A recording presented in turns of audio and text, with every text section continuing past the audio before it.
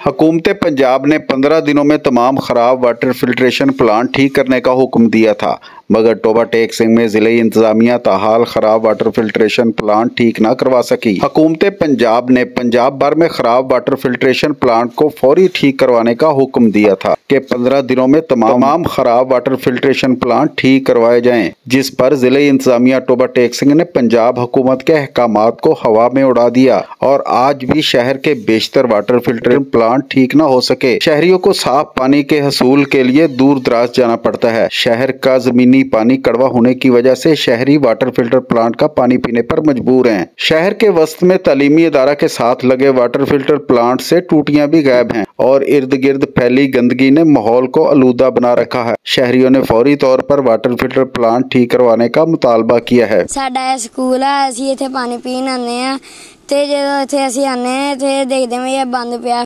जनाब आ जिहड़ा फिल्टर लाया होया ਇਹਦਾ ਕੋਈ ਤੋਕੀ नहीं है, पानी आता ही कोई नहीं। बच्चे स्कूल जाते हैं, प्यासे रहते हैं। साडा स्कूल आ, असीं घर इत्थों पानी पीन आने, साडे ना जदों असीं इत्थों आने बंद हुंदा, असीं फिर घरों पानी लैके आने।